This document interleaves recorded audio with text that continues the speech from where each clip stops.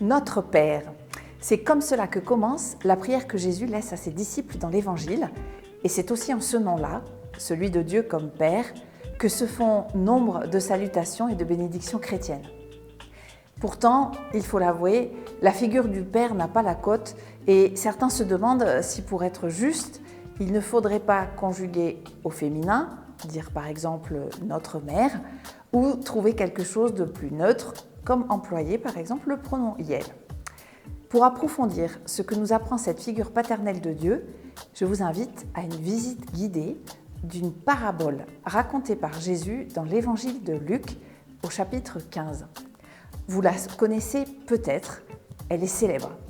Et si vous ne l'avez jamais lue, alors je vous invite à mettre sur pause cette vidéo le temps d'aller la lire. Cette parabole est souvent connue sous un titre qui ne parle pas de la paternité. On dit que c'est la parabole du fils prodigue ou du fils perdu et retrouvé. Pourtant, le Père en est un personnage incontournable, central même, et elle commence d'ailleurs ainsi cette parabole. Un homme avait 2 fils. Qu'est-ce donc qu'un homme qui a 2 fils, si ce n'est un père ? Suivons ce récit au plus près, comme un chemin qui met en lumière à la fois qui est notre Père et la façon dont nous nous comportons souvent avec lui. Et je vous propose un chemin en 5 étapes. C'est au départ une famille en crise.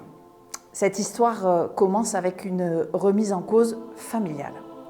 Voici que le plus jeune des 2 fils vient réclamer la part censée lui revenir de la fortune paternelle. Pour ce fils, nul doute que celui à qui il s'adresse est son père, il le nomme d'ailleurs ainsi. Très exactement, c'est un père considéré comme une sorte de distributeur automatique de billets, si vous voyez ce que je veux dire. Ce qui intéresse est ce qu'il a et non pas ce qu'il est. Avouons-le, c'est une entrée en matière un peu violente. Le fils se comporte comme si son père était déjà mort et qu'il pouvait récupérer sa part d'héritage. Ou en tout cas, comme s'il avait besoin de considérer son père comme mort pour pouvoir s'en éloigner. Le père ne répond pas à cette violence par une autre violence.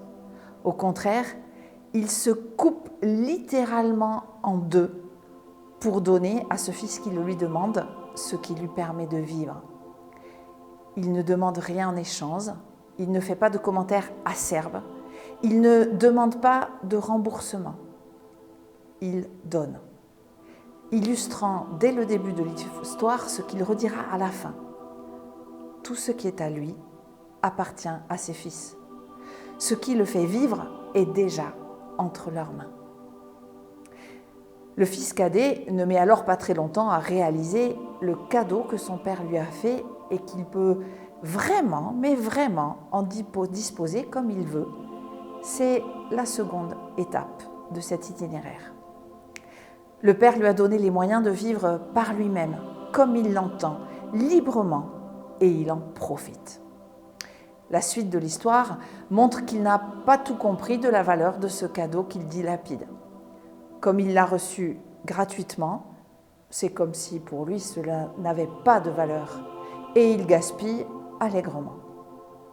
Vous savez, il peut y avoir beaucoup de moyens de dilapider sa vie, en gaspillant par exemple ses capacités intellectuelles, ou sa capacité d'aimer, ou sa santé. Ça n'est pas toujours qu'une histoire d'argent. En fait, dans ce récit, nous n'avons aucun détail. La seule chose que nous sachions est que ce fils a mis de la distance. Il est dans un pays éloigné, dit le texte, loin du cœur et des yeux. Peut-être croit-il qu'en s'éloignant ainsi, il oubliera ce père et ses principes, cette sorte de dette initiale d'une vie qu'il n'a rien fait pour recevoir et qu'il gaspille sans compter.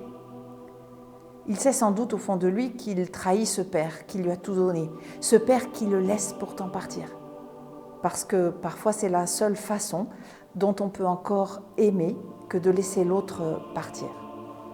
Et puis, voilà que survient un accident de la vie qui ramène brutalement ce fils dépensier à la dure réalité.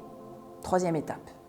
Ici, c'est une famille, et voici ce besoin primaire qu'est la nourriture n'est plus satisfait et que ce n'est pas le père maintenu si éloigné qui peut le combler.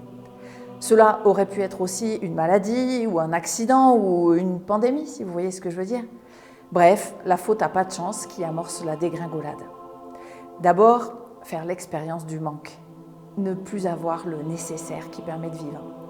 Puis, l'expérience d'exercer ce que l'on nomme un boulot alimentaire, c'est-à-dire un travail qui le dévalorise et détruit l'estime qu'il avait de lui-même au point qu'il se compare avec les cochons qu'il garde.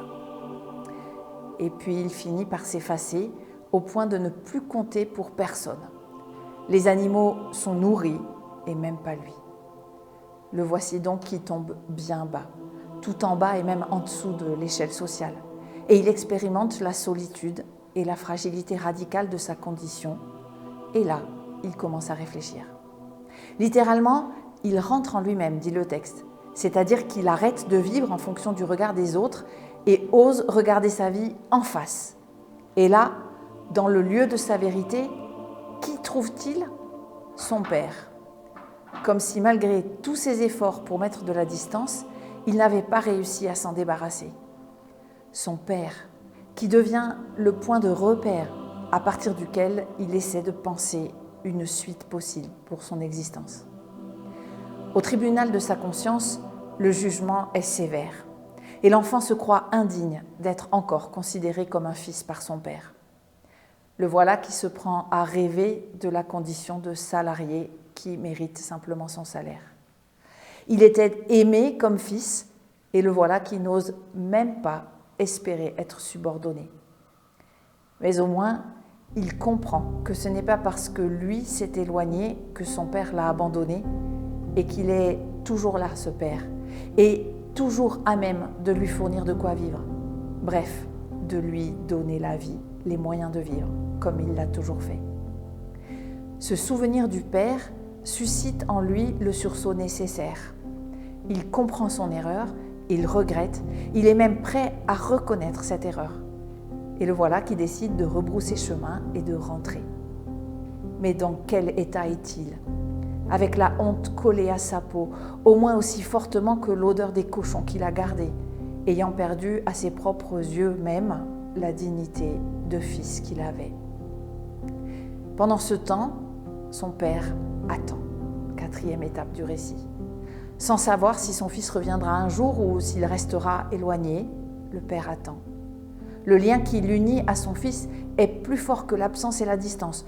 On dirait même qu'il le guette, comme s'il n'avait cessé de l'espérer pendant tout ce temps, tout en ayant respecté son choix de partir.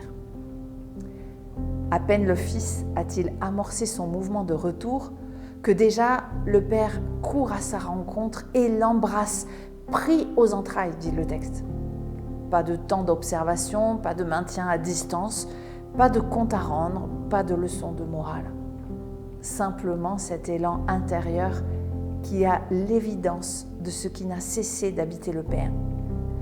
Celui qui revient a toujours été et reste son fils, quoi qu'il ait fait ou pas fait. Et le reste n'a aucune importance à ce moment-là. La première chose que fait ce père est d'organiser une fête qui dise la joie de ce retour à la vie. Non pas du retour de son fils, mais de son retour à la vie. Le retour de son fils à la vie et peut-être aussi le sien comme père, tant le départ de l'enfant avait pu l'amputer d'une part importante de ce qui lui permettait lui-même de vivre. La logique de mort qui tirait son fils vers le fond est mise en échec par ces retrouvailles et le père fête cette victoire comme on fête une naissance. Pourtant, tout n'a pas été dit encore et c'est la dernière étape du récit. Il y a un autre fils, le fils aîné, qui entre en scène, amer et jaloux de découvrir cette fête dont il se sent exclu.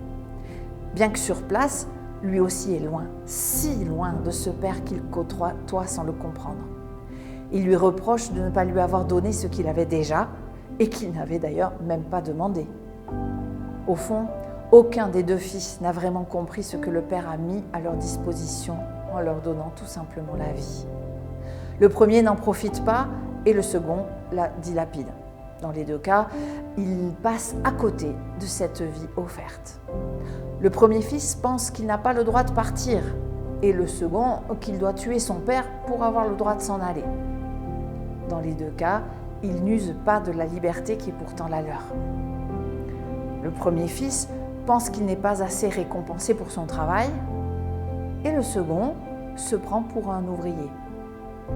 À aucun des deux, il ne vient à l'esprit que tout, vraiment tout leur a été donné et qu'ils n'ont rien à mériter. Enfin, d'une façon ou d'une autre, les deux fils rendent leur père responsable de ce qui leur arrive, de façon d'ailleurs assez injuste. Quoi qu'il fasse, de toute façon, il ne convient pas à ce père. Qu'il est donc difficile d'ouvrir les yeux pour voir son père tel qu'il est, avec ce qu'il nous offre, et pas comme la projection de nos propres échecs. Qu'il est difficile d'accueillir simplement cet amour inconditionnel qui se dit dans la grâce d'un père qui reste là, quelles que soient les circonstances, portant ses enfants dans ses entrailles, même quand ceux-ci s'éloignent. Un père qui donne la vie, sans jamais la reprendre. Un père qui reste le témoin de cette vie qu'il fête et encourage. Un père capable d'aimer, sans retenir ni enfermer.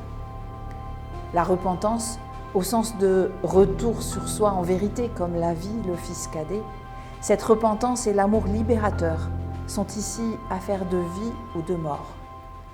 Comment ne pas entendre, dans l'histoire de ce Père, celle de Dieu lui-même, qui en Christ accepte de donner le tout de sa vie pour nous accompagner jusque dans les ténèbres où ils se perdent.